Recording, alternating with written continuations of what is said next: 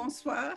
L'heure est arrivée. Je suis Catherine Marchal, assise à Washington, D.C., et j'ai le grand honneur de vous accueillir pour une deuxième dialogue sur sujets qui sont peut-être les plus importants et les plus exigeantes qui nous voyons maintenant.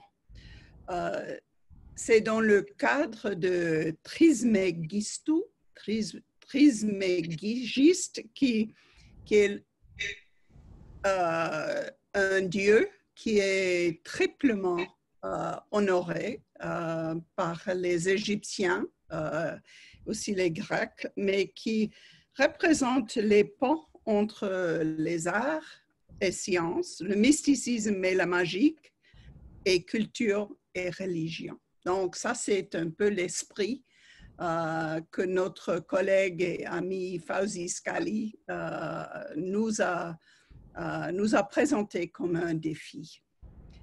Aujourd'hui, nous allons commencer avec l'introduction par un moment musical et Carole Latif Amir va nous présenter l'artiste. Bonjour, bonsoir à tous et à toutes.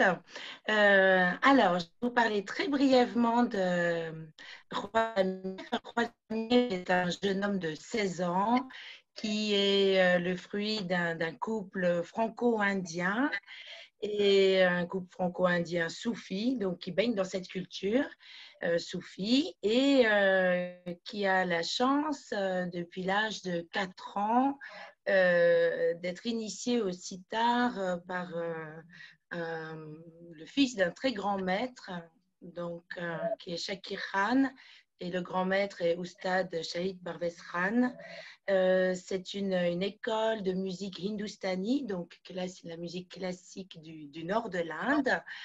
C'est une ancienne école qui a ses racines qui remontent jusqu'au XVe siècle, mais réellement fondée au XIXe siècle. Et je lui ai demandé aujourd'hui de nous jouer un rag, donc une composition, c'est un extrait, hein, parce que sinon ça dure très longtemps, qui permet d'unir le nord et le sud de l'Inde, parce que le sud de l'Inde a une tradition musicale différente, qui est le rag Kirvani. Donc Kiravani, qui en sanskrit, Vani est la chanson, et Kira le perroquet. Donc on traduit par le rag des oiseaux. Et je lui ai demandé ce rag-là parce que les oiseaux ont ce langage, bien sûr, compris par tous, comme la musique.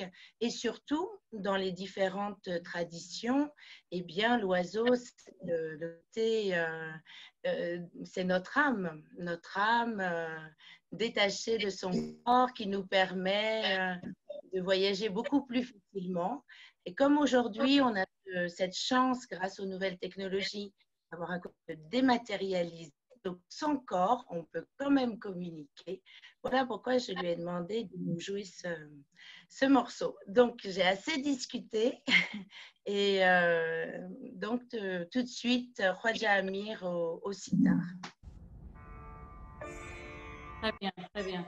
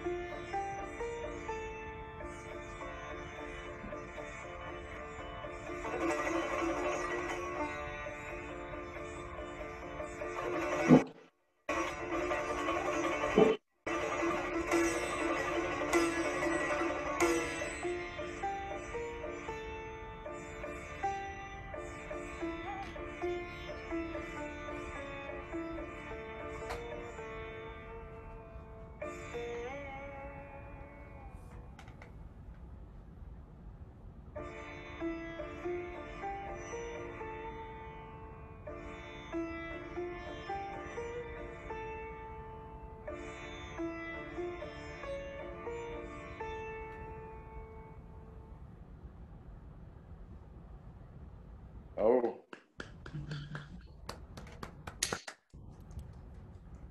Magnifique, magnifique. Bravo et merci pour cette inspiration qui nous donne l'esprit l'esprit de Fès, mais aussi l'esprit de notre dialogue aujourd'hui. J'ai l'honneur d'introduire Mohamed Galmi. Il se présente comme un conseiller en management et finance, mais c'est un homme qui a plusieurs chapeaux, qui a une vie vraiment internationale. Il a travaillé au Pékin sur l'Internet avec une banque allemande et il travaille maintenant aux États-Unis. Il va nous guider avec une présentation sur, en effet, le défi que Fawzi Scaly nous a présenté, qui est un peu de naviguer entre l'intelligence artificielle, technologie, mais aussi intelligence culturelle. Après sa présentation, Fawzi Scaly va nous guider dans l'échange et dans le dialogue. Donc, merci beaucoup, Mohamed. C'est à vous. Et Catherine, merci, c'est un grand plaisir de vous parler ce soir sur un sujet qui, en fait, dans lequel je suis tombé un petit peu par hasard, mais nous avons tous été témoins des grands changements technologiques, quelle que soit l'activité dans laquelle on était impliqué au cours des dernières années. Et je pense qu'il y a effectivement beaucoup de choses à dire et j'aimerais partager avec vous mon expérience et la façon dont j'ai pu vivre tous ces changements technologiques. J'aimerais commencer par en fait présenter cette présentation, cette histoire de l'Internet. J'espère que vous voyez ma présentation pour l'instant. Il y a eu un petit peu de brouillage. Oui. Voilà. Et donc, je pense que pour bien comprendre ce thème des technologies de la communication face aux nouveaux enjeux de la démocratie, je pense qu'il est important de bien comprendre l'histoire de l'Internet et de remonter plusieurs décennies en avant pour bien comprendre les motivations premières qui ont guidé la création de l'Internet. Il est important effectivement de commencer par cela pour pouvoir nourrir notre conversation et notre réflexion pour ce soir. Donc pour ce soir, je vous propose de suivre une feuille de route qui va s'articuler autour des thèmes suivants. On va d'abord commencer par une brève histoire de l'Internet. On va continuer ensuite par le modèle économique des plateformes qui sont actives sur l'Internet actuellement. Et ensuite, on va parler des techniques de captation de l'attention, les outils, mais aussi les dérives de ces techniques de captation de l'attention, pour ensuite parler de l'Internet chinois, parce qu'on ne peut pas continuer cette réflexion sans vraiment savoir ce qui se passe en Chine. Il y a beaucoup de choses qui se passent dans le monde, bien sûr, mais comme la Chine, c'est 1,4 milliard d'habitants, il est important de comprendre le point de vue de la Chine à propos de l'Internet, et il y a beaucoup à dire. Et ensuite, nous terminerons par la notion d'Internet qui est un bien commun et qui est un bien qui nous appartient à tous. Et donc, on ouvrira une piste de réflexion sur cette notion d'Internet comme bien commun. Donc, une histoire de l'Internet, il faut en fait commencer par les premiers, les créateurs de l'Internet. Et là, j'aimerais commencer par la déclaration d'indépendance du cyberspace qui a été écrite en 1994 par un homme qui s'appelle John Perry, qui a fait partie en fait de ces pionniers de l'Internet.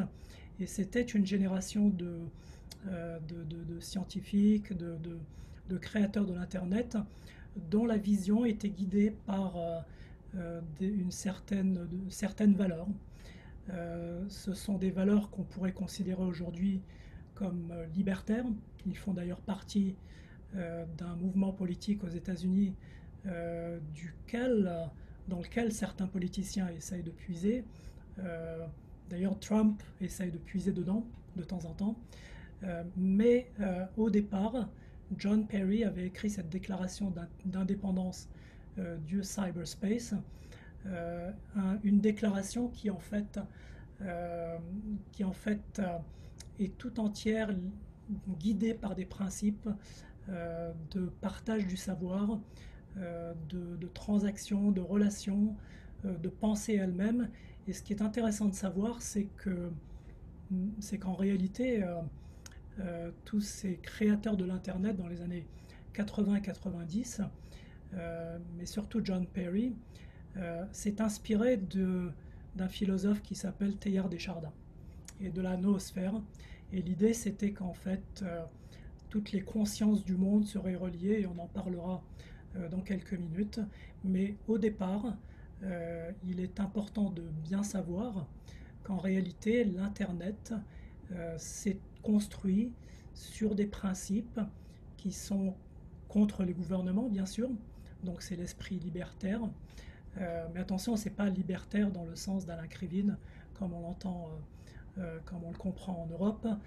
C'est un esprit qui est en fait contre l'État, qui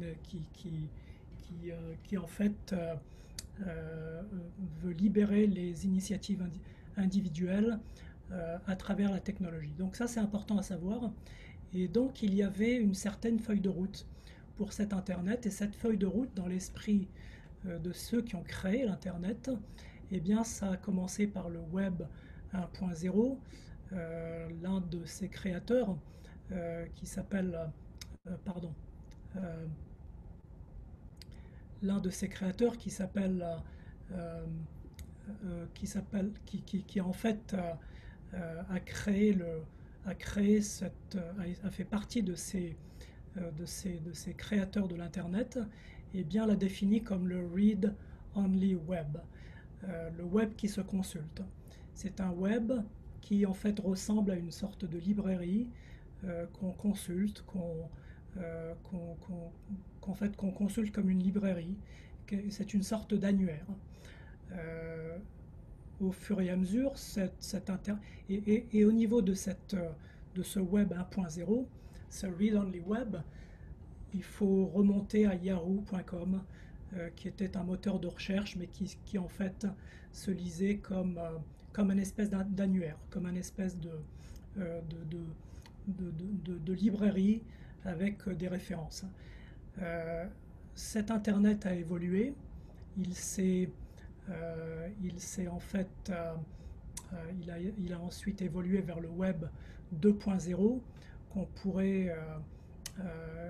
pourrait décrire comme le read-write web. C'est un web qui se consulte et qui s'écrit en même temps. Et c'est là qu'on a vu l'émergence des blogs, de ce qu'on appelle les blogs, des vlogs.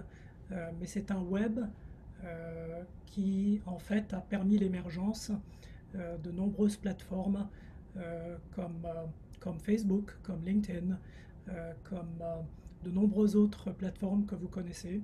Mais c'est un web qui devenait un petit peu plus interactif.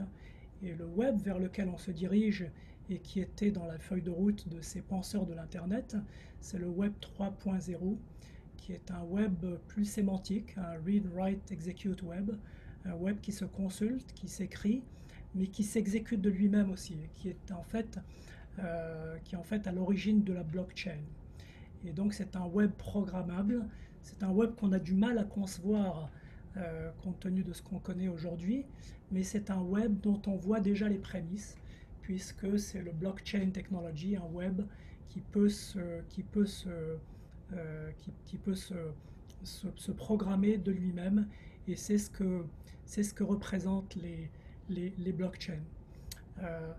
Il y a même le web 4.0, mais je n'en parlerai pas ici parce qu'il y a quelques mésententes à ce propos, mais le Web 4.0, dans l'esprit de ceux qui ont créé l'Internet, représenterait un web où tous les savoirs seraient interconnectés les uns aux autres. Donc ça, c'est la vision idéale. Ça, c'est la vision de ce qui aurait dû se passer. C'est la vision de ce que ces créateurs du web avaient en tête et de ce qui aurait dû se passer. Mais pour bien comprendre que ça ne s'est pas vraiment passé de cette façon, et pour bien comprendre pourquoi on a bifurqué à un moment donné, pourquoi on n'en est pas vraiment à ce point et au point de cet Internet qui serait sémantique aujourd'hui et qui serait tout entier un partage de savoir et un partage entre les individus, eh bien il faut comprendre d'abord l'émergence de l'économie des plateformes digitales.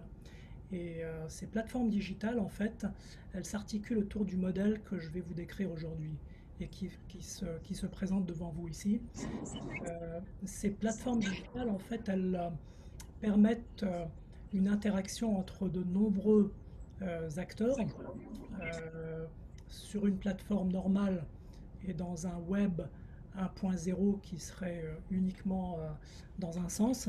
Nous aurions un échange entre un client et un vendeur, et là nous sommes déjà dans l'économie, dans un partage monétisé. Nous aurions un partage qui irait uniquement du client vers le vendeur, et ça s'arrêterait là.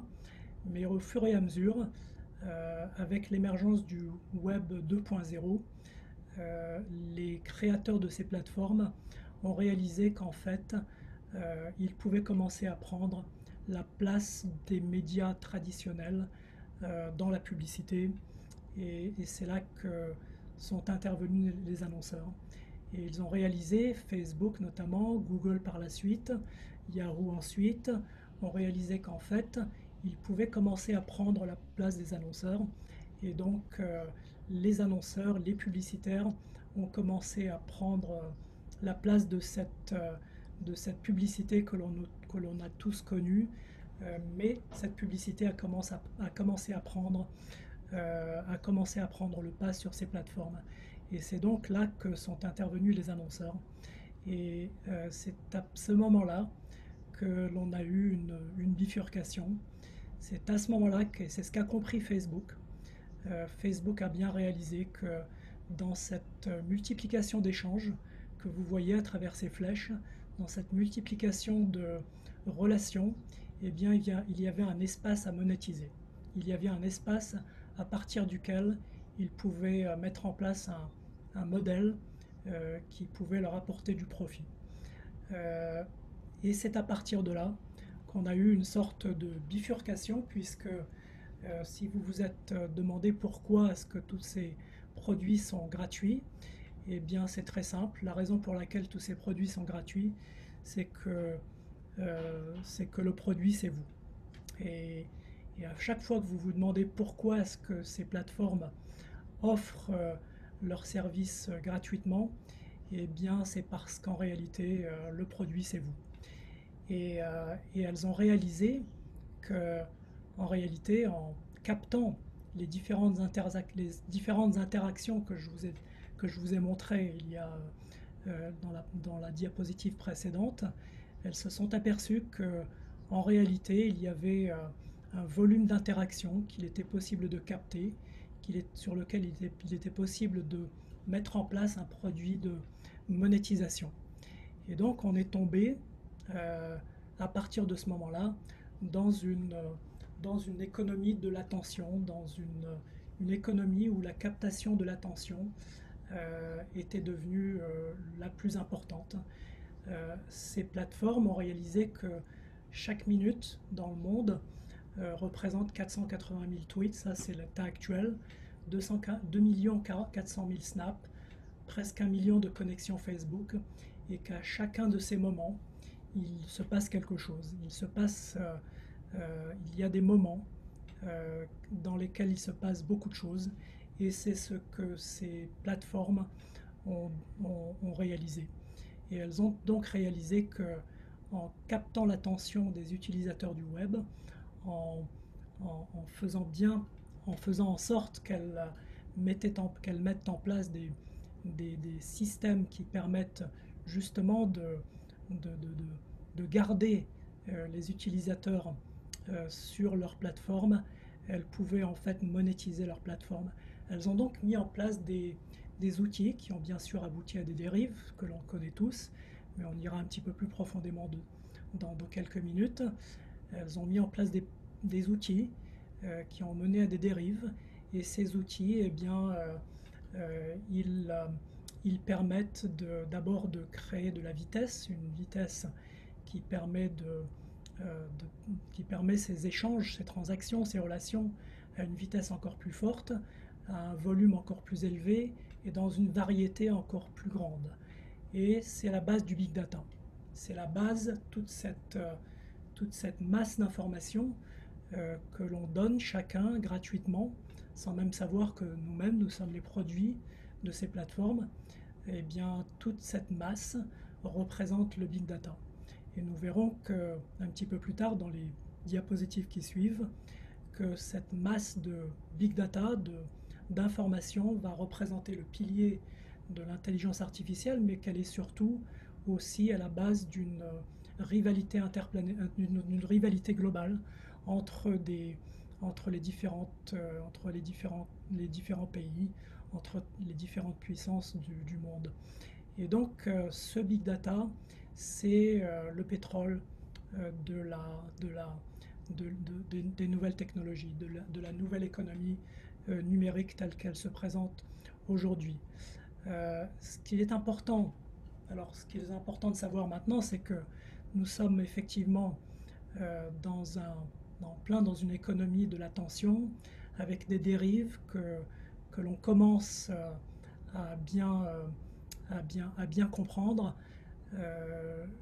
Les sources que j'ai utilisées pour faire cette présentation, ce sont plusieurs livres, plusieurs philosophes qui commencent à s'intéresser à la question. L'un de ces livres, c'est La civilisation du poisson rouge de Bruno Patino, qui est en fait un des directeurs de la chaîne Arte, mais qui est en fait aussi un des professionnels, un des créateurs de l'Internet en France, et qui lui, dans son dernier livre, La civilisation du poisson rouge, le poisson rouge, en fait, c'est parce que c'est une image.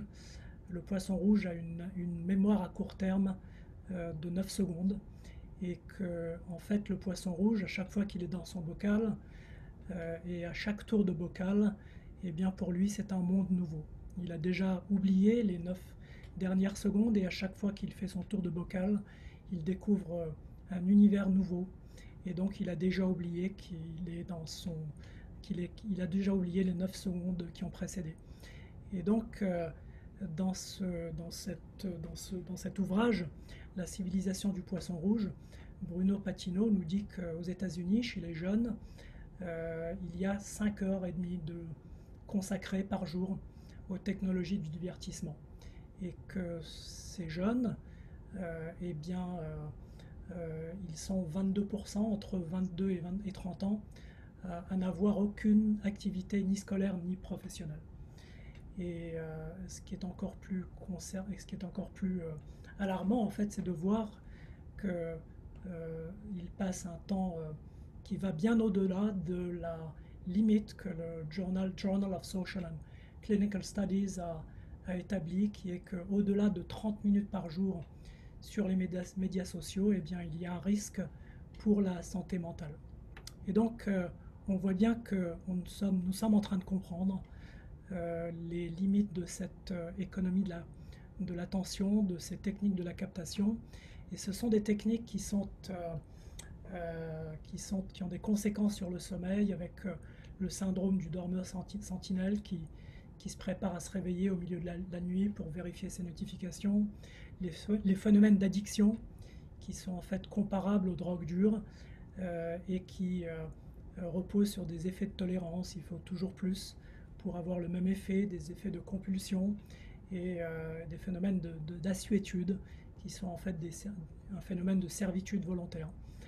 Et donc on s'aperçoit que ces nouvelles pathologies qui sont en train d'émerger, comme la nomophobie, la peur de ne pas avoir son mobile avec soi, le fnubbing, qui consiste à ignorer la personne avec qui on parle ou les personnes qui sont autour de nous à table ou dans une réunion, le syndrome d'anxiété qui est une sorte de vie par procuration de soi-même, la schizophrénie du profil, la thasagoraphobie qui est une peur d'oublier. Toutes ces pathologies sont nouvelles et elles sont dues en fait à ces outils, des outils qui en fait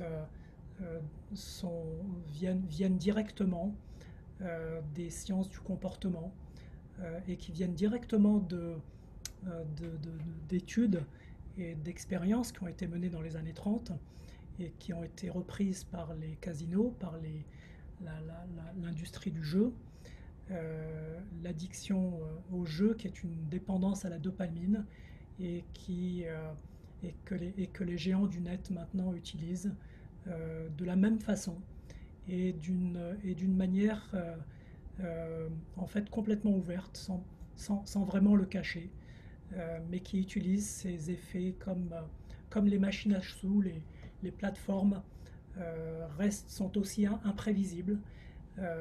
Et cet aspect imprévisible, c'est en fait le piège cognitif qu'elles utilisent. Et donc, on est dans une science de la captologie qui est entièrement basée sur ce qu'on appelle le brain hacking, le piratage du cerveau. L'un des laboratoires qui travaille sur cette science, c'est le Persuasive Technology Lab de Stanford University avec un chercheur qui s'appelle B.J. Fogg et qui en fait travaille sur les techniques du dark design ou le design obscure qui en fait favorisent l'emprise, qui sont en fait des techniques de neurosciences qui visent à créer des interfaces entre l'individu et la machine et qui sont des interfaces piégeantes. Et on va voir comment ça marche, pourquoi ils sont piégeants. En fait, ils utilisent ces outils du brain hacking qui sont un piratage du cerveau à partir de l'effet Zeigarnik qui est un phénomène de complétude et d'incomplétude. C'est un mélange d'effets de complétude tout en sachant qu'en fait il n'y aura jamais vraiment de satisfaction, mais on continue de consommer, on continue de regarder cette vidéo Netflix. J'en ai été moi-même victime. Enfin, on commence une série et puis on ne sait pas comment s'arrêter. Eh bien, c'est l'effet Zeigarnik qui crée chez vous ce désir de finir, mais qui toujours ne finit pas. Et donc, en fait, on continue toujours de regarder cette vidéo. Et il y a l'effet de prise en charge de la fatigue décisionnelle qui, en fait, nous évite à prendre une décision. Et ça, on peut le voir chez Netflix aussi, mais chez YouTube, chez Amazon, qui nous aide à prendre. Alors, c'est toujours décrit comme une façon de nous aider à prendre une décision, mais en fait, c'est surtout basé sur l'effet de prise en charge de la fatigue décisionnelle. Et puis, il y a aussi la théorie de l'expérience optimale, qui donne toujours l'illusion de l'effort, mais qui reste facile. Et là, ce sont tous les jeux qui sont toujours à un niveau suffisamment abordable, qui donnent l'impression de l'effort, mais qui en fait sont assez faciles en réalité. Et donc tous ces outils de hacking, de piratage du cerveau font des victimes sur les adolescents, chez les enfants dont les cerveaux sont très vulnérables et qui ne peuvent pas non plus, qui n'ont pas les capacités de prendre des décisions immédiates. C'est aussi l'information avec une outrance dans l'information. Tout ce qui choque a plus de valeur que la vérité elle-même. Et c'est la collusion entre des points de vue antagonistes qui en fait induit l'illusion que l'effort pour trouver la vérité n'en vaut pas la peine, reste vain. Et ça, c'est l'effet Rashomon le film de Kurosawa. Donc ce sont des effets qui nous amènent à tirer la sonnette d'alarme. Et nous sommes à un point où il est temps de tirer la sonnette d'alarme. Et en fait, ce qui se passe, c'est que sur ces plateformes, l'information, elle est distillée d'une manière à créer des biais cognitifs qui sont en fait de trois sortes. Le biais de confirmation qui donne l'impression que si quelqu'un a repris l'information, eh bien c'est que ça a l'air d'être vrai. Le biais de représentativité, qui est que s'il y a au moins un exemple, eh bien ça doit être vrai. Et puis le biais de simple exposition, qui est que plus ça a été répété, plus j'y crois. Et donc tous ces biais en fait sont très connus des plateformes et elles l'utilisent sciemment. Et en réalité, ils créent des phénomènes d'auto-enfermement, des algorithmes qui en fait poussent le visiteur de la plateforme à s'imiter lui-même et à s'auto-endoctriner en réalité. Et donc on en arrive à un point où toutes ces techniques de captation de la technologie, eh bien, ont fini par intéresser des pouvoirs politiques, bien sûr. Et donc c'est la raison pour laquelle, selon le site Twiplomacy, eh bien 95% des leaders mondiaux sont présents sur les plateformes en technologie, les plateformes en ligne. C'est la raison pour laquelle Trump est dessus. C'est la raison pour laquelle un seul tweet peut avoir des répercussions globales, que ce soit sur les marchés financiers ou sur la scène diplomatique. Et ce sont donc des guerres de narration.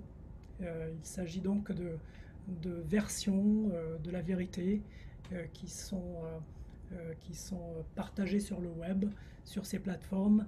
Et en réalité, c'est devenu maintenant une source. Il faut aussi parler en fait de ce qui se passe aussi en parallèle de toute cette transformation au niveau des plateformes numériques.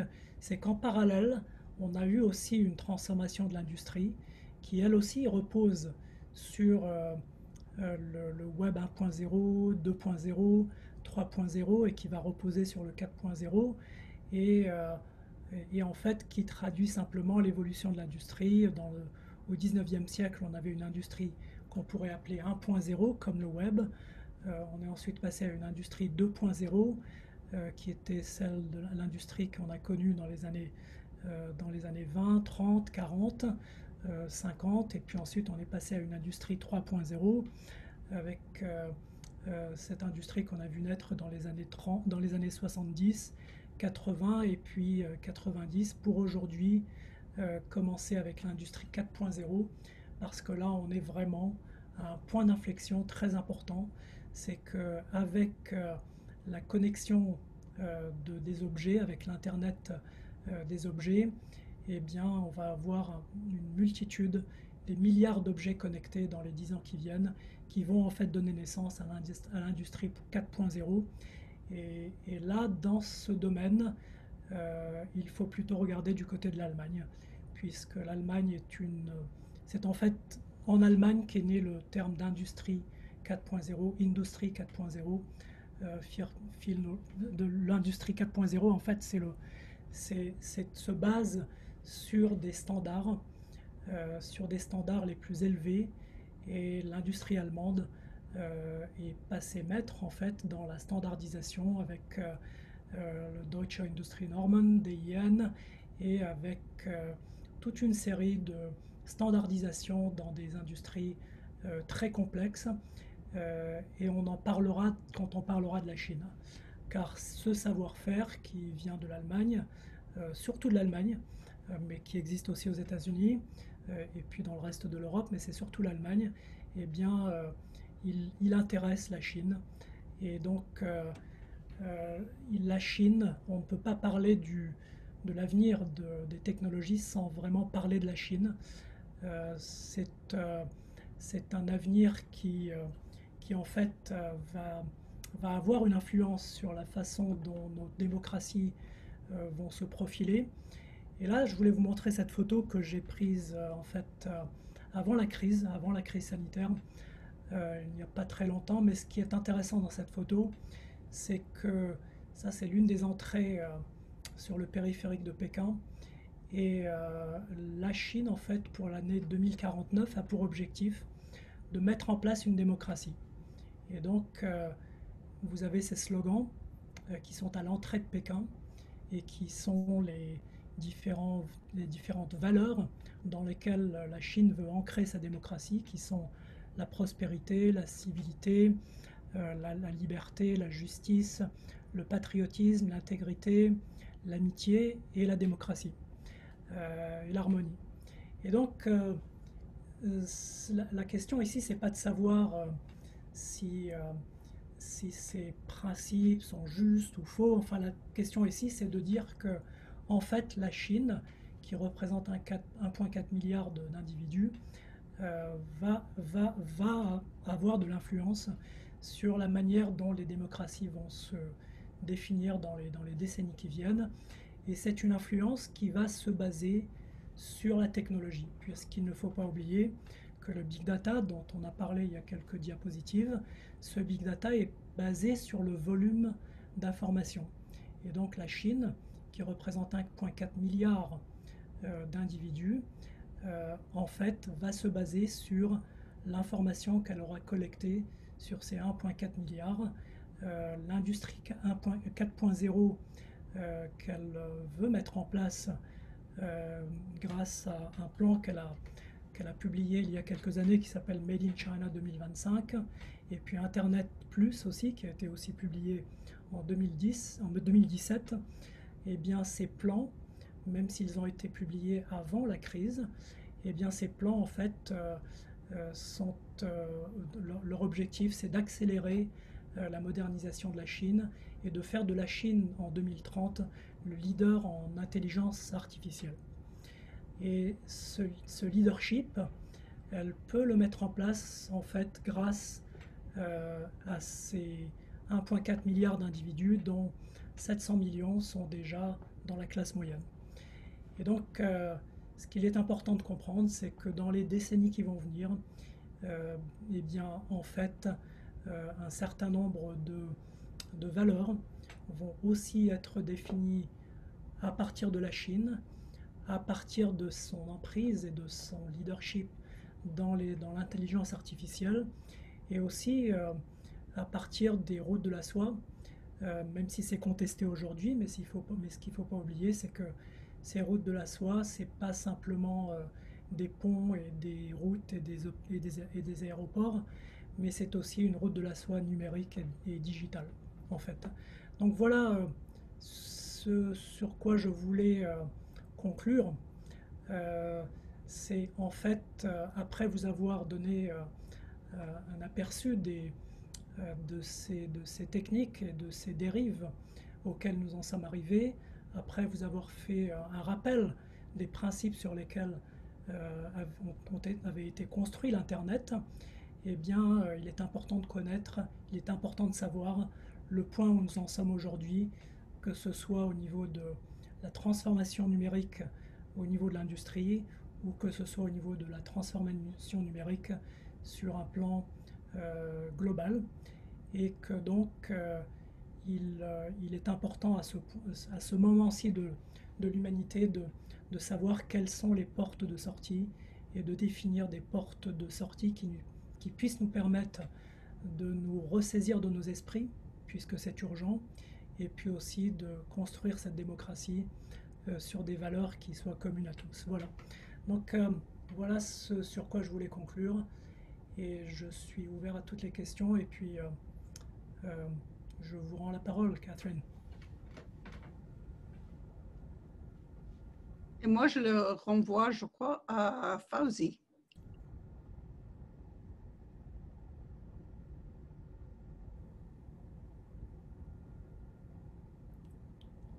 Sidi Fauzi, on t'entend, tu es en mute. Merci, merci Simran. Je vais tout simplement fermer mon micro. Ben, écoute, merci vraiment beaucoup de cet exposé extrêmement édifiant et éclairant. Je sais que nous sommes nous savons tous que nous sommes devant un grand défi civilisationnel, parce que tout ça, ce sont des choix de civilisation. Qu'est-ce qui nous attend? Quel est le type de société que nous allons construire, que ce soit à des échelles nationales ou bien planétaires? Et il est évident que ce qui se joue, comme tu l'as si bien exposé, est quelque chose de beaucoup plus avancé qu'on ne l'imagine d'ordinaire. C'est-à-dire, d'une certaine façon, lorsque on t'écoute, on dit que les carottes sont cuites, n'est-ce pas? De toute manière, c'est déjà très difficile, ne serait-ce que de comprendre ce qui se joue actuellement, hein, quand on n'est pas dans les secrets de la haute technologie ou bien de la technofinance, ou bien de tout ce qui se joue autour des GAFA et autres. Et c'est pour ça qu'on a souvent parlé de révolution ou bien de guerre silencieuse. Tout cela implique un changement total des lieux, des vrais lieux et des vrais leviers de pouvoir qui existent aujourd'hui dans le monde. Et donc finalement de démocratie, puisqu'on parlait de démocratie, le pouvoir n'est absolument pas comme on le voit bien chez les gens eux-mêmes qui ne connaissent la plupart du temps rien à tout cet enjeu. Et comme tu l'as si bien montré, alors même qu'ils deviennent eux-mêmes le produit de ce système, par leur clic, par leur participation de plus en plus régulière et de plus en plus globalisante à ce système, à cette culture digitale, qui n'en finit pas de devenir de plus en plus complexe et donc dont nous ne sommes simplement que le produit. Alors c'est tout à fait extraordinaire, puisque à la limite, la question de la démocratie devient secondaire, devient tout à fait secondaire, puisque pendant longtemps, je crois, on avait pensé que il ne peut pas y avoir de véritable développement sans démocratie, sans un minimum de démocratie, de droits humains, de certaines règles qui peuvent donner une certaine autonomie à l'initiative personnelle, à la liberté personnelle, aux droits privés et personnels, aux libertés privées, et ainsi de suite. Et donc, on se rend compte que, par l'exemple de la Chine, qu'on peut se passer de cela. On peut très bien se développer et atteindre un développement de plus en plus considérable sans passer par cette case de la démocratie telle qu'on l'entend et telle qu'on croyait qu'elle avait marqué déjà la fin de l'histoire. On se souvient, on avait déjà évoqué ça, Fukuyama, la fin de l'histoire, la démocratie libérale a fini par atteindre un stade qui ne peut pas être dépassable de toute façon. Et donc voilà, c'est le seul système de référence. Or, ce système s'effondre totalement de tous les côtés. De tous les côtés. Alors, simplement, on va discuter tous ensemble, bien sûr, c'est le but. Simplement, je voulais dire, ça m'a beaucoup frappé. Je ne sais pas si je peux remettre la main dessus, parce qu'on devait avoir aussi avec nous un certain nombre d'amis, mais je crois qu'il y a peut-être eu aussi des petits problèmes de connexion. Je ne sais pas d'ailleurs qui nous a rejoints en cours de route. Je suis en train de faire passer un petit peu les images, mais enfin, il y avait aussi, j'avais invité le rabbin Gabriel Agaï qui avait confirmé, monseigneur Cristobal Lopez, qui est le cardinal qui avait confirmé. Mais ça a aussi une question aussi très intéressante qu'il faudrait en tout cas poser, peut-être pas à laquelle il faudrait répondre tout de suite, mais qu'il faudrait au moins poser, c'est celle qui est celle du rôle, en quelque sorte, du rapport entre les spiritualités et les religions et toute cette intelligence artificielle. Et je voulais simplement mentionner ici le fait que ici, il y a une indication selon laquelle il y a une sorte de nouvelle religion qui a été créée et qui est la suivante. Je lisais dans un livre, en essayant de réfléchir à cette rencontre, que Anthony Lewandowski, qui était un des fondateurs de l'IA, parle du fait de créer un Dieu, un véritable Dieu, une véritable divinité, pas dans le sens où celui-ci fait tomber, dit-il, la foudre, provoque les ouragans, mais s'il existe une chose 1 milliard de fois plus intelligente que l'humain, le plus intelligent, comment l'appellerions-nous autrement qu'une divinité? Et que donc, par ce fait-là, il y a une sorte d'église qui s'est créée de l'intelligence artificielle, en l'occurrence, par le fait de la réalisation, la reconnaissance et l'adoration d'une divinité basée sur l'intelligence artificielle, développée à l'aide du matériel informatique et logiciel, et donc qui tout simplement pourrait nous amener, dit-on, à l'adorer de la même façon, c'est-à-dire qu'on pourrait adorer un Dieu classique, puisque d'une certaine façon, si on dit que dans les récits traditionnels des religions abrahamiques, que Dieu a créé l'homme à son image, eh bien, on peut dire qu'inversement, avec ce que vient de nous exposer Si Mohamed et ce que l'on connaît par ailleurs, maintenant, c'est l'homme qui a créé Dieu à son image, et dans une image absolument décuplée. C'est un homme divin. C'est l'homo deus dont parle Harari dans ses différents écrits. Et nous entrons donc dans une relation extrêmement intéressante, extrêmement en même temps inquiétante sur le rapport des religions traditionnelles avec cette intelligence artificielle. N'est-ce pas? Et comment tout ça va fonctionner ensemble? Est-ce que c'est la fin des religions traditionnelles, comme certains le pensent, ou bien au contraire, et c'est la possibilité encore ouverte de faire une autre révolution dans la révolution, et cette fois, c'est une révolution des consciences, pour empêcher ce formatage qui est en vue à travers l'intelligence artificielle. Voilà quelques questions qui sont évoquées un petit peu par cet excellent et absolument lumineux, cette lumineuse présentation de Si Mohamed, et bien sûr, prenant la parole pour échanger à ce sujet. Et merci encore, Si Mohamed.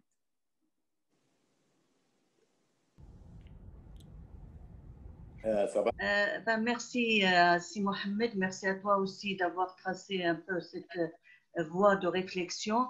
Est-ce qu'on entre dans un nouveau monde païen, dans un nouveau monde de fétichisme avec cette histoire?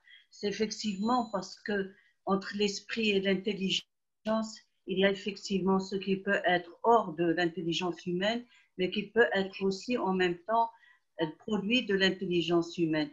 Moi, ce qui m'a frappé, d'abord ce qui m'a intéressé dans cette présentation de Si Mohamed, pour laquelle je le remercie infiniment, c'est justement de partir de la Genèse. Donc on parle de la lecture à l'écriture, puis à la consultation permanente entre les deux facultés, tout cela. Ça veut dire qu'il y a un processus qui est, comme tu le dis, inquiétant, prometteur mais inquiétant. Parce que le problème n'est pas seulement au niveau de la religion, mais au niveau de l'être lui-même. Aujourd'hui, on peut transmettre, semble-t-il, même des virus à travers et modeler donc la démographie. Donc, on a plein de pistes qui nous inquiètent, ou du moins des interrogations. Mais en même temps, il faut voir quand même la face heureuse de ce développement. La phase heureuse, c'est, je n'ai jamais personnellement eu autant de plaisir à visiter les musées que pendant cette période de confinement, où à travers l'Internet, j'ai vu vraiment, j'ai eu de belles échappées, des échappées très belles. Au niveau de la culturelle, ça a été quelque chose d'extraordinaire. Mais en même temps aussi, on ne serait pas là aujourd'hui sans ça. Cette rencontre aujourd'hui, elle n'est pas pour moi seulement, elle n'est pas virtuelle. Elle est là puisque la parole, elle se transmet. Mais la question, j'ai vu des choses sur le plan économique, moi je suis dans ce domaine-là aussi. J'ai vu au Rwanda un développement exceptionnel au Rwanda. Et les femmes paysannes qui étaient au Rwanda, vraiment des rejetés, des oubliés, après même un génocide, elles se retrouvent aujourd'hui à détenir les armes de la, j'aime pas le terme armes, mais enfin la main, si vous voulez, de l'économie, soit au niveau de la paysannerie, soit de l'agriculture, soit au niveau même de l'économie, parce qu'avec leur petit portable et quelques applications, elles sont à même d'arriver à l'information et de voir quels sont les cours de la bourse, quel est au niveau même du climat, donc la météo et tout cela. Ça, c'est intéressant, mais ça nous, personnellement, et en toute humilité, ça me pose un problème. Quel est le nouvel ordre mondial aujourd'hui? Parce qu'on aura en parlant de démocratie, ça ne sert à rien de niveler, les Chinois cherchent à niveler, mais c'est pas là, comme dit Scali, c'est pas ça la démocratie. Donc c'est quelque chose qui se ressent, c'est quelque chose où il y a de la consultation, où il y a surtout un libre arbitre. Est-ce qu'avec ça, est-ce que l'humain va être dans le libre arbitre? Parce que là, il y aura ceux qui sont toujours dans la conception de nouvel ordre. C'est ça technologique aujourd'hui mondial. Et ceux qui seront, les pays qui seront dans la consommation. Et si sur le plan de la culture, il y a certainement quelque chose d'exceptionnel qui se passe. Moi, j'ai jamais vu autant de jeunes se passer quand même, mes étudiants, je passe aussi par rapport à ceux que j'encadre comme jeunes entrepreneurs, avoir l'accès à la connaissance et le savoir par l'Internet. Mais qui va diriger le monde dans un monde où l'intelligence n'est plus seulement celle de l'homme, mais partagée sur un plan robotique? Merci. Merci, Sabah. Bah, allez-y, je pense que ça a probablement suscité pas mal d'interrogations, donc prenez la parole. Allez-y directement. Bonsoir, juste déjà, bravo à Mohamed, c'était une super présentation. Ça m'a rappelé mes jeunes années, parce que j'ai travaillé de 1992 à 1996 avec Tim Berners-Lee. Donc effectivement, il y avait un peu le départ, un peu, je dirais, plein d'enthousiasme, et puis ensuite, effectivement, les difficultés qu'on a vues, la commercialisation, etc. Je pense qu'aujourd'hui, notamment dans le Web 3.0, il y a des phénomènes aujourd'hui, notamment de décentralisation de la finance, qui sont assez intéressants, dans le sens où il y a un certain nombre de choses qui relevaient de l'État, qui maintenant commencent à pouvoir être faites par l'individu. Les blockchains, c'est des registres d'informations en quelque sorte, et beaucoup de choses qui, notamment pour l'Afrique, étaient considérées comme pénalisantes, c'était l'absence de cadastre, l'absence de registre, notamment pour les terres. Et là, au contraire, l'exemple qui nous est donné des femmes du Rwanda est assez révélateur du fait que la technologie aujourd'hui permet finalement un nivellement par le haut, c'est-à-dire que tous les pays, maintenant avec un téléphone portable, le téléphone portable a une puissance phénoménale de calcul, et ça permet aux gens de rejoindre des choses qui paraissent totalement magiques. Si je reprends le terme de défi Decentralized Finance, à la fois il y a le battage de la monnaie qui n'est plus l'apanage de l'État avec évidemment le Bitcoin, etc. Mais même vous pouvez aujourd'hui devenir, comme j'y avais fait référence la dernière fois, vous pouvez inscrire un certain nombre d'actes ou de recommandations, ou donc l'histoire de la micro-distribution, mais vous pouvez même devenir un échange aujourd'hui à vous tout seul ou avec un autre groupe d'individus. Donc ça, c'est vraiment la partie qui s'appelle, dans le cœur de la finance décentralisée. En fait, aujourd'hui, vous pouvez dire, moi, j'assure la liquidité sur les échanges entre telle marchandise, telle marchandise. Aujourd'hui, c'est surtout telle crypto, telle blockchain et telle blockchain. Mais je veux dire, c'est des choses où avant, il fallait une bourse gigantesque. On a l'impression que là, le Web 2.0, c'était l'univers des très grandes, justement des GAFA. Mais dans le Web 3.0, en fait, le pouvoir peut revenir à l'individu d'une manière qui est très frappante, même si on ne la voit pas aujourd'hui. C'est-à-dire que l'individu, avec simplement un téléphone portable, peut remplacer non seulement une banque, mais une bourse d'échange, mais où participer à quelque chose. Et je pense que là, il y a des changements énormes qui en fait ramènent le pouvoir à l'individu et pas seulement à l'État. Alors les États essayent de récupérer le pouvoir, mais je pense qu'on ne se rend pas compte à quel point aujourd'hui la technologie amène du pouvoir à quiconque a un téléphone portable et un accès à Internet. Donc ça, c'était le premier point. Le deuxième point, c'était juste sur les aspects religion et intelligence artificielle, où alors c'est un domaine très différent, mais je dirais pour moi, plus en fait l'homme acquiert des connaissances, plus ça va lui permettre de mieux comprendre ou de mieux appréhender la notion de divinité. Et notamment, effectivement, on a l'impression que un Dieu a créé l'homme. L'homme est en train de créer des mécanismes en fait, qui permettent éventuellement de comprendre pourquoi Dieu a créé l'homme. Et notamment en termes de vocabulaire, c'est très intéressant de voir que le vocabulaire dans l'intelligence artificielle va rejoindre parfois un vocabulaire spirituel ou ésotérique, notamment ce qui concerne la notion d'instance.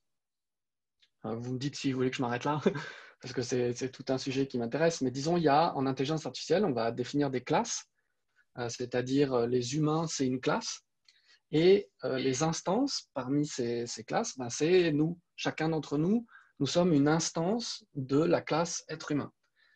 Et en intelligence artificielle, on va en fait non pas faire du calcul brut pour essayer de battre, par exemple, l'homme aux échecs ou au Go, mais on va en fait faire des parties multiples. Donc, par exemple, vous êtes face à un adversaire humain et vous êtes une intelligence artificielle, vous n'allez plus essayer de calculer les coups en avance parce qu'il y a trop de possibilités. Vous allez faire rapidement tout un tas de parties. Ces parties-là, en fait, on peut considérer que vous allez créer des instances, vous les laissez vivre et vous en récupérez de l'expérience. Et ça, c'est potentiellement une lecture d'en fait ce à quoi nous-mêmes on sert. On sert à augmenter une expérience commune. Donc voilà, c'était juste pour dire, pour moi, l'intelligence artificielle, c'est quelque chose qui peut vraiment, au contraire, éclairer par tous les biais par lesquels elle passe, finalement, potentiellement, les actions de ceux qui sont au-dessus de nous. Voilà. Merci. Merci beaucoup, Arthur. On voit bien que les choses ne sont pas simples, mais c'est vrai que l'Internet 1.0 semblait très démocratique, puisque d'un seul coup, on aurait une possibilité, un espace sans fin pour que les gens se connectent, et ainsi de suite. Et puis là, l'Internet des GAFA, on voit que le pouvoir est concentré, monopolisé entre certaines mains et qu'ils en font un peu ce qu'ils veulent avec nos données, avec nous comme produit de base, comme l'a montré Mohamed. Toi, Arthur, tu es un petit peu optimiste. Tu penses qu'il y a peut-être d'autres formes qui rendront un peu le pouvoir aux individus. Ça, on pourrait peut-être l'espérer. Mais en tout cas, les choses qui se posent, par exemple, des problèmes éthiques extrêmement importants, et il y en a beaucoup. Mais par exemple, une des questions qui se posent, c'est que lorsque nous qui avons des QI, je ne sais plus, le QI humain, c'est vraiment quelques dizaines de points, on se trouve devant maintenant des intelligences d'humanoïdes, c'est-à-dire des hybrides, un petit peu entre humain et intelligence artificielle. Et ça, ce n'est pas de la science-fiction, c'est quelque chose qui est en train de se fabriquer, avec des QI de 10 000 en face, n'est-ce pas? Alors, quel regard ces personnes vont avoir sur nous, n'est-ce pas? C'est comme si un peu nous regardions à une souris ou bien un lapin ou bien une poule, n'est-ce pas? Et donc, en réalité, nous sommes en train, en donnant le pouvoir à ce que nous créons, nous constituer en tant que nouveaux serfs, que nouveaux esclaves d'un système qui est en train de se mettre en place. Et c'est bien de cela qu'il s'agit, c'est-à-dire que ça, c'est quelque chose qui est tout à fait dans les années qui viennent. C'est pas du tout de la fiction. Et est-ce qu'il y a encore quelque chose que l'on doit faire pour sauvegarder notre humanité en tant qu'elle est, notre humanité, telle qu'elle est, ou bien est-ce que nous considérons qu'elle est déjà dépassée et qu'il faut envisager un autre monde? Les blockchains sont aussi utilisés par les humains et en fait, c'est également une intelligence collective qui est la somme d'intelligences humaines. Donc, c'est pas le sens qu'on donne habituellement à l'intelligence artificielle, mais je dirais dans le web 3.0, où j'ai bien retenu que Mohamed disait c'est le web des blockchains. En fait, les blockchains permettent de rassembler les opinions humaines dans un registre pour évaluer notamment la valeur de telle ou telle chose, mais également maintenant des contrats. C'est pour ça qu'il y a l'exécution. Quand je parle de défi Decentralized Finance, c'est beaucoup basé sur non pas le blockchain de Bitcoin, mais le blockchain de l'Ethereum qui contient des contrats où on achète en fait, où les humains achètent une puissance de calcul pour établir tel ou tel contrat.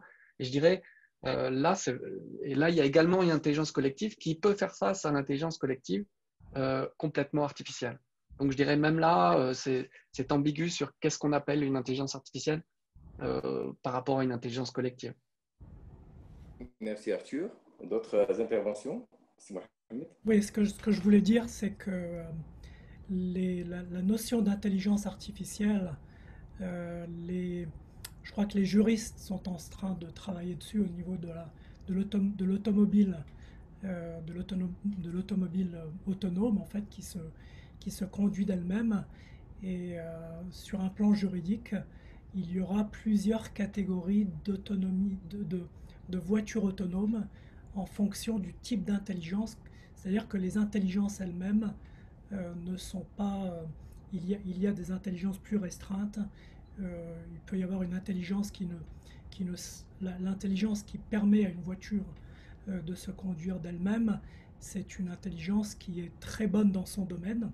C'est-à-dire qu'elle va très bien savoir conduire une automobile, mais elle ne va pas pouvoir parler de la philosophie de Kant. Donc, il y a plusieurs types d'intelligence et sur un plan juridique, ces différentes strates d'intelligence sont en train d'être définies et l'automobile est le premier domaine dans lequel ce sera établi en fait. Alors allez-y, prenez la parole.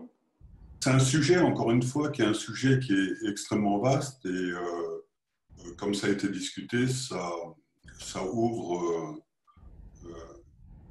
des dizaines de différentes voies en termes de questions.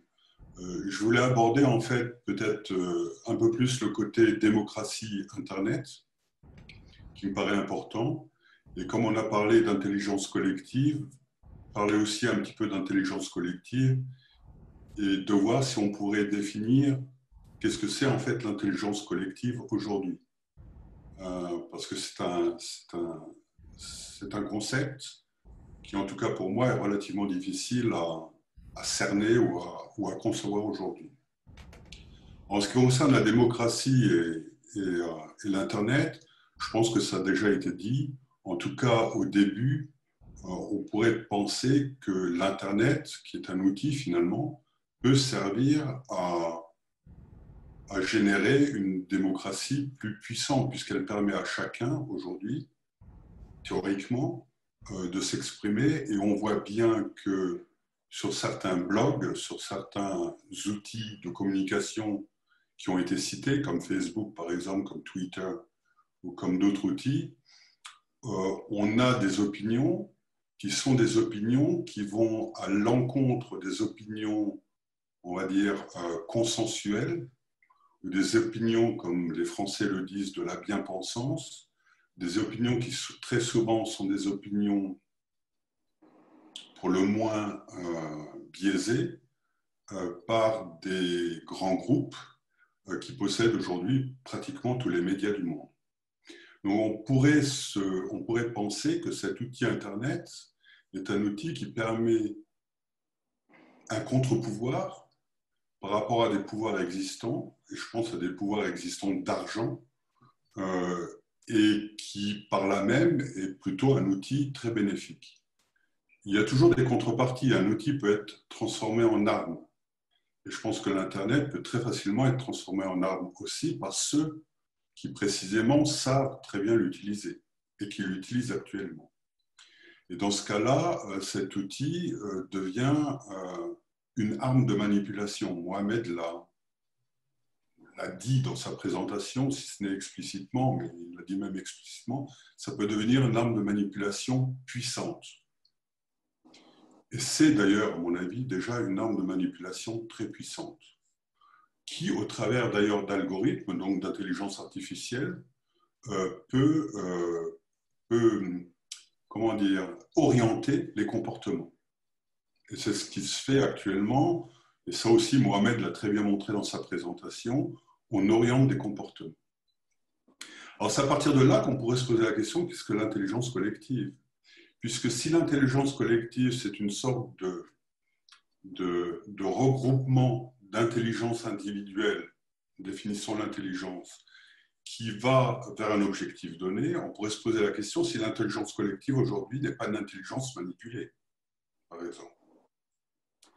Et personnellement, je pense que très souvent, et on le voit très clairement aujourd'hui dans le monde politique, je pourrais revenir peut-être aussi sur le monde de la finance, on est dans un système qui très clairement, si on n'a pas son intelligence propre, si on n'a pas des opinions qui sont basées sur une certaine éducation, peut tout à fait aller dans le sens d'une intelligence extrêmement manipulée.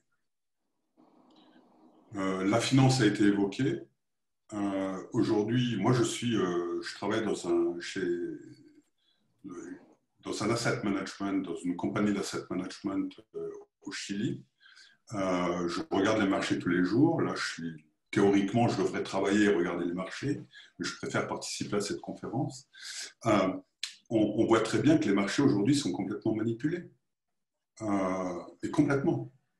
Il y a les fameux Robinhood traders. Tout ça va en fait vers une manipulation du marché qui, elle aussi, quelque part, contribue, et également, ça a été mentionné, à une certaine déshumanisation complète, puisque on se retrouve dans une situation où finalement les marchés financiers sont complètement déconnectés d'une réalité qui aujourd'hui n'est pas une réalité qui est très réjouissante. On ne peut pas dire ça.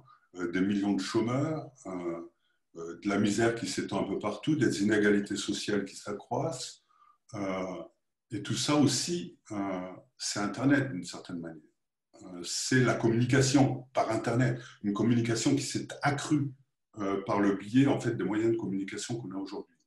Donc encore une fois, je pense que l'outil peut servir d'une manière très intelligente à faire prospérer, entre guillemets, des choses plutôt bénéfiques à tout le monde, mais peut également servir comme arme pour, au contraire, manipuler les masses, le rêve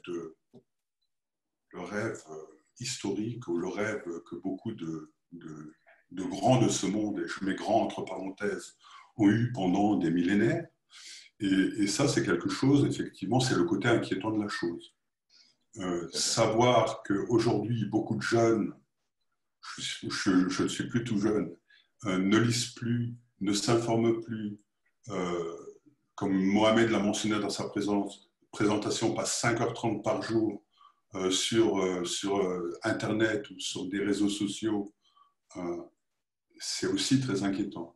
Donc une arme peut devenir outil, un outil peut devenir une arme, c'est à nous de choisir finalement avec notre intelligence et notre humanité, qu'est-ce qu'on veut faire en fait d'Internet. Pour l'instant, moi je pense que ça ne va pas dans une direction vraiment optimale. Oui, merci beaucoup. Ben, la question, c'est un petit peu pour résumer cette question, c'est comment, par quels moyens, est-ce que nous avons encore les moyens de rendre à l'humain son propre pouvoir et à l'esprit humain son propre pouvoir dans les circonstances qui sont les nôtres aujourd'hui. Est-ce qu'il y a encore des possibilités de réfléchir à ces ouvertures-là? J'aimerais un petit peu, j'avais dit à Sabar que je vais lui donner la parole pour dire, parce qu'on va maintenant nous rapprocher de la conclusion, parce qu'évidemment tout ça c'est du grain à moudre, hein, il y a tellement de choses, mais nous avons déjà des éléments intéressants qui ont été échangés. Et dans les circonstances qui sont les nôtres, est-ce que l'on peut, c'est ça la démocratie dans le sens, je parlerais même d'une démocratie spirituelle, c'est-à-dire rendre le pouvoir aux humains et le pouvoir spirituel aussi, des humains sur eux-mêmes, et non pas le fait qu'ils puissent devenir simplement un produit, comme l'a dit C. Mohamed, qui pourrait être manipulé un peu dans tous les sens, soit par une dictature hard, soit par une dictature soft, hein, assis. Donc, ce qui est en jeu, et qu'est-ce qui peut nous gêner d'ailleurs dans cette nouvelle culture qui est en train de se mettre? Oui. Moi, c'est très, très difficile de suivre tous les points technologiques parce que encore quand je fais la couture, je fais à la main. Et calligraphie, c'est tout. Si tu peux mettre la caméra, appuie sur la caméra, Setsko, parce que tu appuies appuie sur la caméra aussi, parce qu'on a perdu l'image. Voilà. Ça va? Voilà, c'est bien, parfait. Oui. Alors, comme j'ai un peu l'époque de pierre presque, sauf téléphone portable que je ne peux pas se séparer tout le temps, mais j'ai aperçu que le téléphone portable, on perd de mémoire, c'est-à-dire que je crois que c'est scientifiquement prouvé que il y a des capacités de mémoire qu'on a perdues. Et tout ça, c'est justement, on s'éloigne avec notre cinq sens. Et aujourd'hui, et quand même, je pense que chacun doit retrouver avec les mains, plus qu'on peut faire avec les mains, et l'odeur aussi. Et cette merveilleuse musique aujourd'hui qui m'a donné énormément de bonheur d'être. J'étais très émue. Merci beaucoup aux musiciens et la personne qui a amené cette musique. Et ça aussi, c'est merveilleux d'écouter à travers Internet. Mais je crois que ce qui est très important, c'est retrouver chaque vraie chose de onde qui dégage onde, c'est-à-dire que le touche. Si on ne retrouve pas, on devient justement un robot. Et comment on peut retrouver dans chaque jour, ça c'est notre grand problème aujourd'hui. Moi, je suis avec tout des mémoires, ce qu'il faut faire, justement. Je dois regarder mon portable. Mais toutes ces choses, je crois qu'il y a un professeur de l'Université de Columbia qui a expliqué un jour que toutes ces ondes, notre Terre est pleine de cette onde. Et Dieu sait qu'il dérange peut-être certains insectes, l'oiseau ou l'air, tout ce que c'est commode, que c'est merveilleux, mais en même temps, si ça abîme notre terre, moment de faire tout ce qu'on fait, il faut bien réfléchir. Moi, j'aimerais bien rester humain, plus possible. Et voilà, parce que je fais peinture, calligraphie, ça prend tous très longtemps. Et ce côté, quelque chose qu'on fait plus vite, c'est mieux. Pour moi, c'est absurde. Pourquoi on doit faire plus vite.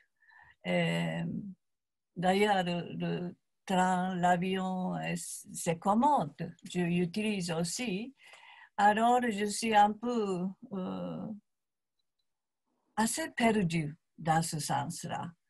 Mais unique chose que je pense que je veux rester plus possible humain dans tout ce que je fais autour de moi. Mais le système ne me permet pas. Mais d'ailleurs, que c'est merveilleux d'écouter musique indienne et de faire Zoom, c'est fantastique. Même temps, j'aimais beaucoup être à Fès, d'être dans certains lieux et qu'on se voit aussi. Alors, comme ça, je suis entre deux choses que je suis, dans ce sens-là, je dois dire que je suis perdue, un peu perdue. Oui. Ma chère Setskool, je pense que nous sommes tous un peu, et c'est pour ça qu'il y a ce trismégisme, cette réflexion, pour essayer de trouver les équilibres possibles. Au lieu de subir simplement une situation qui nous échappe totalement, eh bien, je pense que l'intelligence humaine et la mise en connexion de cette intelligence humaine, peut-être avec d'autres moyens dont a parlé Arthur tout à l'heure, va nous permettre peut-être de faire des choix et de ne pas simplement subir, et justement de regagner un peu notre dimension humaine et notre liberté humaine, et puis aussi peut-être de faire, comme tu viens de le faire, l'éloge de l'imperfection. On n'est pas obligé d'être parfait. Hein, nous sommes dans un système où on veut créer une intelligence parfaite, une intelligence artificielle ultra sophistiquée, et ce n'est peut-être pas forcément la meilleure chose à faire. Notre finitude, le fait que nous ne soyons pas immortels, parce que là on cherche aussi l'immortalité, le fait que nous ne soyons pas parfaits est peut-être quelque chose qui fait partie de notre humanité que l'on doit préserver. Donc tout ça, ce sont des arbitrages. Moi, mais justement, puisque je crois qu'on va arriver pratiquement à la conclusion avec Mohamed, mais simplement demander, puisque un autre musicien qui était parmi nous la dernière fois, M. Michael P., de dire quelques mots sur sa sensation par rapport à cela. Bonjour Michael.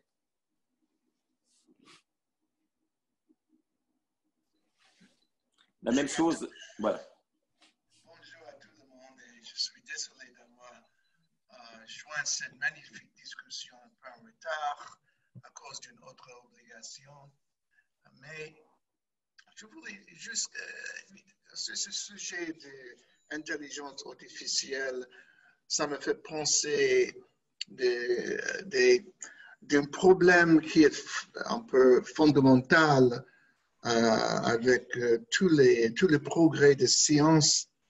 Et pour moi, il y a une question très centrale, c'est est-ce qu'on peut permettre toutes les choses qui peuvent être faites par l'intelligence artificielle de se passer? C'est-à-dire,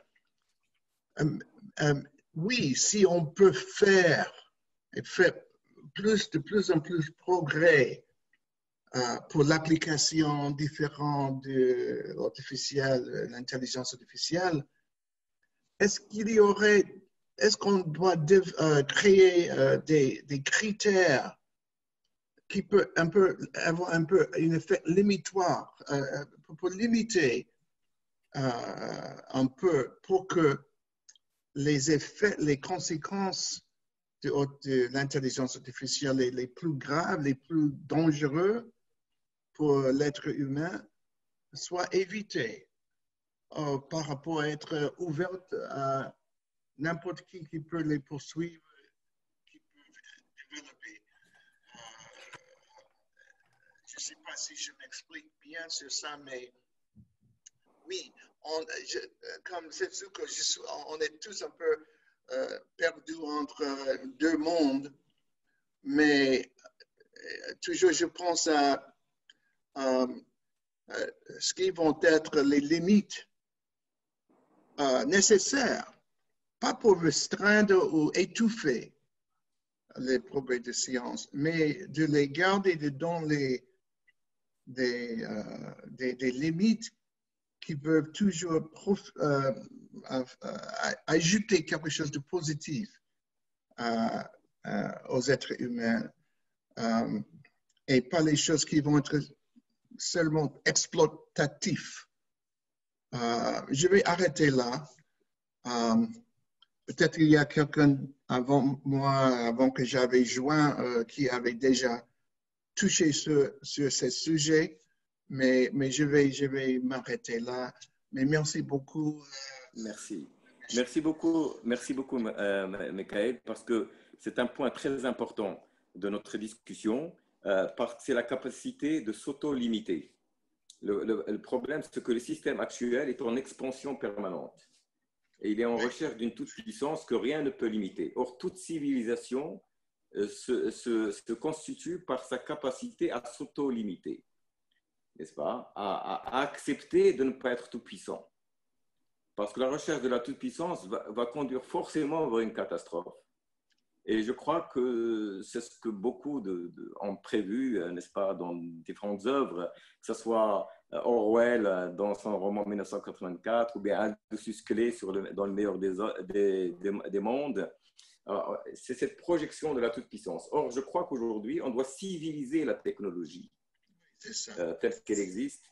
Et donc, par la conscience collective, par la réflexion collective, accepter de s'auto-limiter. Et c'est ça qui est fondateur d'une civilisation.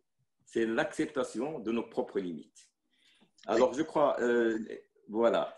Et donc, une parole à Sabah et puis la conclusion à Sidi Mohamed. Voilà. Oui, il y a un point que je voulais soulever en tant que politologue et juriste, puisque Sidi Mohamed a parlé de la définition juridique de l'intelligence artificielle. Et donc, en droit, des définitions comme celles-là, soit elles sont laminaires, soit elles sont progressives, c'est-à-dire suivant les situations, ou alors catégorielles. Et là, nous avons la grande difficulté, effectivement, en ce qui concerne cette définition. Le point le plus important, puisqu'on a parlé de démocratie et de culture, c'est de savoir de quelle démocratie et de quelle culture nous sommes capables aujourd'hui de développement par rapport à l'intelligence artificielle. Moi, personnellement, ce qui m'inquiète aujourd'hui, c'est le rôle régalien de l'État ou les institutions régaliennes de l'État, qu'est-ce qu'elles deviennent en ce moment, et quels sont les risques de stabilité, de déstabilité ou de déstabilisation des systèmes politiques. Parce que la justice aujourd'hui, elle est mise à mal par les réseaux sociaux. Les fake news, effectivement, bouleversent beaucoup d'institutions. Elles peuvent en même temps brûler donc un certain nombre de tabous, mais en même temps, elles peuvent déstabiliser. Et c'est pour cela que c'est le seul domaine qui aujourd'hui mérite effectivement réflexion, et non pas réflexion uniquement sur les avantages ou les inconvénients, mais c'est comment tirer le meilleur des avantages et comment réduire ce qu'il y a comme inconvénient. Et comme le disait Paul Valéry, c'est un domaine où on peut répéter sa phrase « Je ne suis pas toujours de mon avis ». Eh bien, écoutez, on sait tous qu'on est pour, en même temps, on n'est pas totalement pour. Voilà. Merci beaucoup, Sabah. Merci pour ces réflexions. Voilà, qui nous ramène aussi à l'aspect juridico-politique et les lieux du pouvoir par rapport à la gestion de cette technologie qui est en marche. Et puis, donc, Sidi Mohamed pour la conclusion. Voilà, pour quelques mots de conclusion. Et en tout cas, c'était extrêmement intéressant et édifiant. Merci, chers amis. C'était extraordinaire d'écouter vos réflexions. Je crois qu'effectivement, c'est un moment qui est assez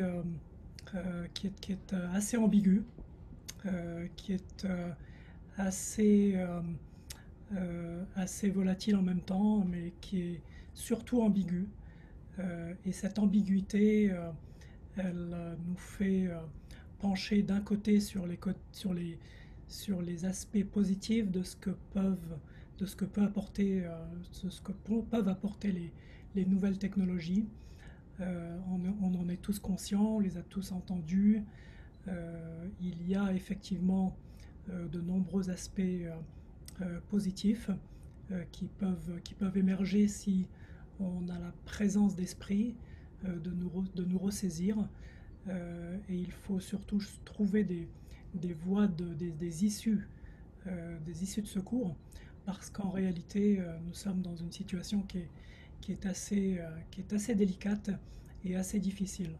Je voudrais retenir un point qui, en fait, c'est la capacité de dislocation des sociétés que ces médias sociaux peuvent avoir. Et c'est pas par hasard qu'en fait, de nombreux États les utilisent dans des campagnes de désinformation. Pas seulement que des États, mais des groupes d'intérêt. Et donc, la capacité de nuisance de ces nouvelles technologies est à prendre en compte et il ne faut pas l'ignorer. Mais en même temps, si nous gardons suffisamment de présence d'esprit, eh bien, on peut également envisager un avenir beaucoup plus heureux. Je voudrais me reporter à un professeur de la Berkeley University qui s'appelle Jaron Lanier, qui est en fait un des conseillers de Microsoft, un des conseillers de Google, qui a fait partie aussi de ces créateurs de l'Internet, de cette première génération de l'Internet. Et Jaron Lanier, dans un des ouvrages qu'il a écrit, le dernier, où il donne 10 bonnes raisons de quitter les médias sociaux. Et l'une de ces 10 bonnes raisons de quitter les médias sociaux, c'est qu'en fait, il serait utile de créer un groupe d'individus pour ceux qui peuvent se le permettre, parce que tout le monde ne peut pas se permettre de quitter les médias sociaux. On en a besoin pour nos activités professionnelles, pour garder contact avec notre famille, avec nos amis. Mais pour ceux qui peuvent se le permettre, il recommande de complètement quitter les réseaux sociaux, de façon en fait à créer un groupe d'individus qui seraient suffisamment détachés et qui aurait suffisamment de présence d'esprit pour nous alerter sur les dérives de notre esprit. Car c'est une des solutions et une des recommandations qu'il donne, c'est que petit à petit, nos esprits changent sous l'effet de ces médias sociaux. Il y a aussi d'autres travaux d'une parlementaire britannique qui parle de mind change, de changement de l'esprit. Mind change, un petit peu comme le climate change. Et elle compare d'ailleurs le mind change ou le changement de l'esprit à en fait le changement climatique. Comme le changement climatique, il y a quelques années, il y avait beaucoup de sceptiques. Il y avait aussi beaucoup de sceptiques dans les années 2000, dans les années qui ont suivi les années 2000, qui ne croyaient pas au changement climatique, et pourtant c'est en train de se passer. Et cette parlementaire nous avertit, nous lance l'alarme et nous dit qu'en fait, comme le changement climatique, il pourrait très bien y avoir un changement de nos esprits collectivement, et nous n'avons même pas la capacité de nous en apercevoir. Et donc, c'est un petit peu dans cette direction que se lance Jaron Lanier. Donc, pour ceux qui ne peuvent pas en fait quitter les médias sociaux, au moins en être conscient, au moins prendre conscience de ce qui se passe, et puis pratiquer une introspection personnelle, qu'elle soit spirituelle ou personnelle, trouver des espaces intérieurs pour pouvoir prendre du recul par rapport à toute cette tendance, malgré tous les aspects positifs dont on a déjà parlé. Donc voilà, Merci beaucoup, Sidi Mohamed. Bon, tout ça a été extrêmement intéressant et édifiant. On voit bien que ça ouvre des espaces extrêmement grands pour réfléchir tous ensemble à l'avenir. Je crois que nous sommes déjà un groupe comme ça de réflexion. Ce qui est intéressant, c'est que nous utilisons les connexions des nouvelles technologies pour amener cette réflexion-là. Hein, parce qu'elle nous met en connexion, elle nous permet de le faire, mais nous sommes aussi des personnes qui ne voulons pas subir ce nouvel formatage, comme si nous étions des produits. Nous voulons sauver ce que nous avons en nous de plus humain, même de plus fragile, même de plus, même notre finitude, même notre sensibilité, notre civilisation humaine. Nous pensons que ce sont des valeurs extrêmement importantes et que nous pouvons, face à ce qui est en train de se passer, avoir un sursaut de conscience, de réflexion aussi, de connaissance, d'information sur ce qui se passe autour de nous, pour ne pas simplement subir, mais pour faire en sorte que ces moyens-là soient au service de notre humanité et non pas des choses qui puissent asservir notre humanité, n'est-ce pas? Qui mettent notre humanité à son service, à l'inverse. Donc il y a quelque chose de très important qui se joue, même de civilisationnel, de virage civilisationnel. Et je crois que c'est très intéressant de continuer à nous informer, à réfléchir ensemble, de manière à ce que la conscience humaine, l'intelligence humaine puisse décider des choix qu'il faut faire et non pas simplement les subir. Je crois qu'il y a quelque chose de formidable. La prochaine fois, peut-être dans un mois, nous allons nous retrouver. Nous verrons le mardi de septembre, à peu près autour du 18, c'est-à-dire dans un mois. À quel moment ça tombe le mardi, on vous informera. Peut-être que, justement, dans cet esprit-là, il faudrait réfléchir aux spiritualités face à ces technologies de la communication, comment tout ça se joue, n'est-ce pas? Quel est le rôle des sagesses du monde et des spiritualités, de la culture et de l'art, hein? Des rôles que tous ces moyens, ces ressources humaines et spirituelles peuvent apporter face à ce qui est en train de se passer, et que nous continuions, peut-être même en utilisant la technologie à notre service, continuer à élargir cet état de conscience. Merci encore vraiment 1000 fois à tous. Ça a été très intéressant. Et donc, merci Sidi Mohamed. Merci à notre jeune talent artistique. Merci vraiment à tous. Merci à Catherine de sa coordination. Je voudrais remercier aussi Catherine et Sidi Mohamed pour avoir écrit des éditos de la dernière fois remarquables que vous pouvez trouver sur le site de Trismégiste. Et je vais les enjoindre de faire la même chose s'ils le peuvent par rapport à cette merveilleuse rencontre que nous avons eue aujourd'hui, de manière à avoir chaque fois des jalons et des traces de notre progression collective. Merci vraiment à tous. Et à bientôt.